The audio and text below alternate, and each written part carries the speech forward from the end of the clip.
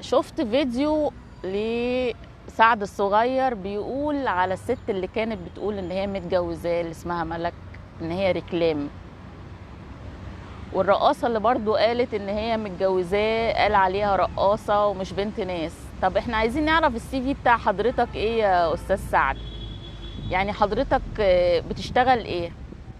مش انت بتشتغل مع الناس دي برضو؟ يعني بتشتغل في نفس الاماكن دي مع الناس دي؟ دايما تطلع تقول ان هي ريكلام وبترقص وشغاله في مالها ليلي وهكذا. انت بقى بتشتغل فين؟ هل انت بتشتغل في مكان احسن من كده يعني؟ طب انت خريج ايه؟ عايزين نتعرف على السي في بتاعك. خريج ايه؟ معاك شهاده ايه؟ يعني قبل ما تسب الناس احنا عايزين نعرف. لو هم ريكلام ورقصات انت بقى بتشتغل ايه؟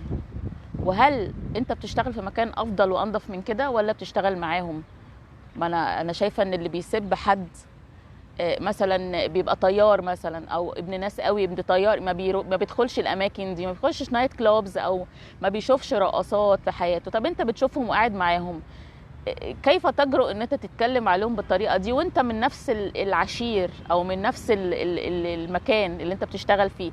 انت اكيد بتغني ورا رقاصه، ما بتغنيش ورا واحده يعني طياره او قبطانه يعني. لا، انت بتغني ورا رقاصه، فاكيد بتغني معاها في نفس المكان اللي هو ايه، كباريه. لما انت يا سعد قبطان في نفسك كده، قبطان في نفسك بقى، يعني عارف اللي هو طيار في نفسك، ليه بتعرف الناس دي يا حبيبي؟ ليه تعرف واحده اللي بتقول عليها ريكلام والتانيه شمس اللي بتقول عليها رقاصه ومش بنت ناس، ومرات اخوك برضو تقول الله اعلم كان متجوزها ولا إيه؟ انت بما انك قبطان في نفسك كده ليه بتعرف الناس دي؟ طب الناس دي وحشه وبيشتغلوا في كباريهات، انت بقى بتشتغل فين يا سعد؟ يعني شغلتك فين يا حبيبي؟ مش انت بتشتغل وراهم برضو؟ مش المغني بيغني ورا رقاصه؟ ولا انا برضو مش فاهمه؟ بما انك انت بني ادم بقى يعني هاي كلاس كده وما بتشتغلش في كباريهات، بتعرفهم ليه؟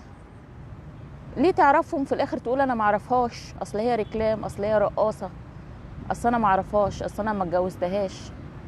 اعرف واحده بقى على قدرك العالي. عايزين نعرف مؤهلاتك. طيب يعني انت معاك مؤهل ايه؟ حضرتك شغال ايه؟ قبطان على اني سفينه؟ طيب علشان بس نعرف المستوى العالي اللي احنا بنتكلم معاه.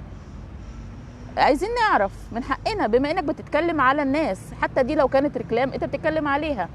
عايزين بقى نعرف مستواك ايه. فيا سعد، ولا تعايرني ولا عايرك، الهم طايلني وطايلك. لا تعايرني ولا عايرك، الهم طايلني وطايلك.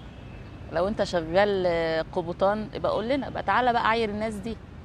لكن يعني ما شاء الله يعني ما تعايرش حد، خلي كل واحد ايه، استر على الناس عشان ربنا يستر عليك. وبدل ما تطلع تقول اصل هي ما كانتش مراتي وهي ريكلام، لا، لو هي ريكلام فعلا مش هتيجي تقول لك انت اتجوزتني. ريكلام معروف هي بتشتغل ايه.